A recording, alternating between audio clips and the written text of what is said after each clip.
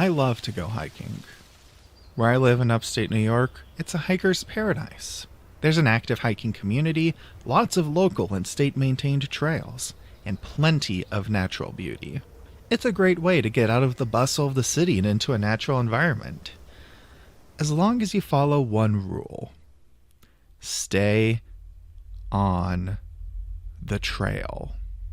Yes, there are concerns about bears and coyotes and other carnivores, but honestly, the more cruel killer is the forest itself.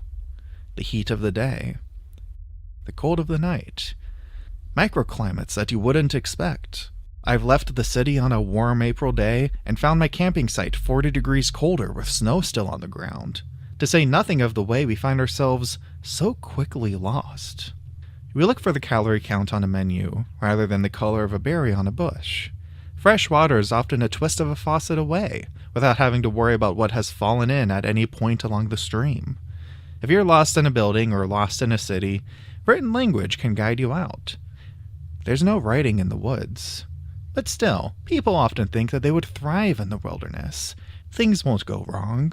I won't lose my map. We won't be that far from any help. It's not dangerous at all. If we get hurt or if we die out here, it's your fucking fault! It is your fucking fault! Please help us! The Blair Witch Project opens with this text. In October of 1994, 3 student filmmakers disappeared in the woods near Burkittsville, Maryland while shooting a documentary. A year later, their footage was found. And in this footage, we see the 3 kids getting ready for their big project. We see the raw footage of them goofing around, starting to film their documentary about a local legend, the Blair Witch. At first, they interviewed the local folks for anything they know, before deciding to go out to a rock in the middle of the woods that was supposedly the site of a ritual murder. And all the while, they filmed their journey for a behind-the-scenes look. They camp the night, but tensions already begin to build. Heather, the leader, claims to know where she's going. The others have their doubts. The map is lost. And bit by bit, they realize that they're stuck out here.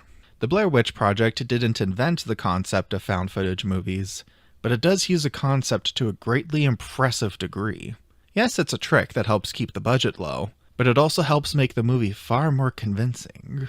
The improvised feeling of many of the scenes really helped to sell the idea that these are 3 college kids genuinely out in the woods. Hell, it's convincing enough that you can find many stories of people saying they were fooled into thinking it was real at first, and hearing their arguments, their reconciliations, before tensions boil over again, it really feels so real.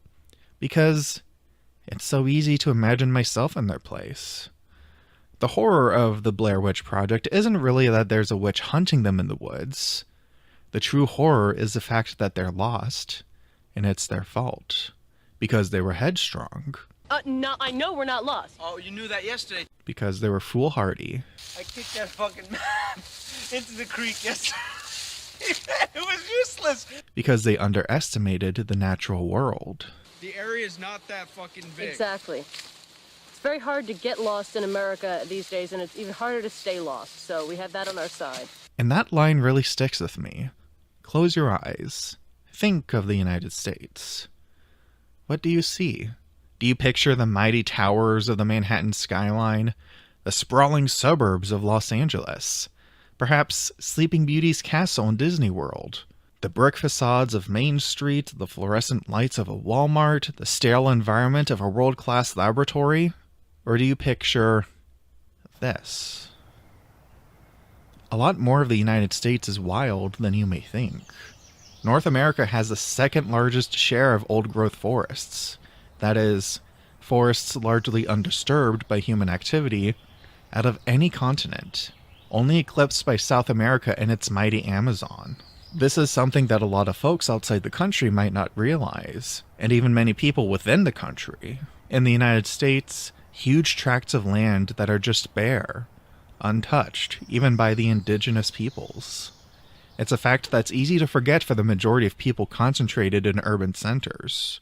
But for me, living in my small upstate city, I can simply look out the window of my apartment and see the wooded tree line rising up to form the horizon. Around here, if you own a property, there's a high chance you will border those massive, unknowable woods. And once the night falls, instincts come crawling back. Your body dredges up ancient genetic memories of threats hiding among the shadows. Spiders, snakes, coyotes, wolves, bears, wildcats.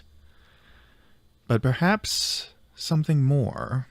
Legends of cryptids, for me, dig into some little thing that always nibbles at the back of my mind. Bigfoot, Mothman, the Jersey Devil, the Magean Monster. Logically, I know there's no evidence that any such creatures exist. And yet, once I step inside the forest, I peer between the tree trunks until my vision is blocked. Something deep inside me can never be fully sure. It's almost like the ocean. A deep, unknowable entity that at the end of the day, we don't really know what waits deep inside. An environment that is a bounty for many species, yet inhospitable to humanity. When the nighttime falls, your entire world is only the inside of the tent. That's exactly what the Blair Witch represents. The unknown. The Witch is made almost entirely of negative space, secondary and tertiary sources, a ritual murder from the 1800s, the story of a child who described a woman whose feet didn't touch the ground, a man who murdered 7 kids in the 1940s, strange rock cairns left in the middle of the forest, wooden trinkets hung from tree branches, these noises heard in the dead of night. Shit. But we never see the witch. Who are they? What do they want? What powers might they have? Are they even a witch as we picture the concept? Is it even human? Some in my screening were disappointed that we didn't get a reveal, but I feel like the movie gives us just enough to perceive the witch as a tangible threat. The witch's threat can be viscerally felt, despite never being seen at all. Nowhere is this embodied more perfectly than this iconic shot. So iconic that it's the movie poster. Heather looks into the camera and delivers a broken apology to Josh's family, to Mike's family, to her own family. Everything had to be my way.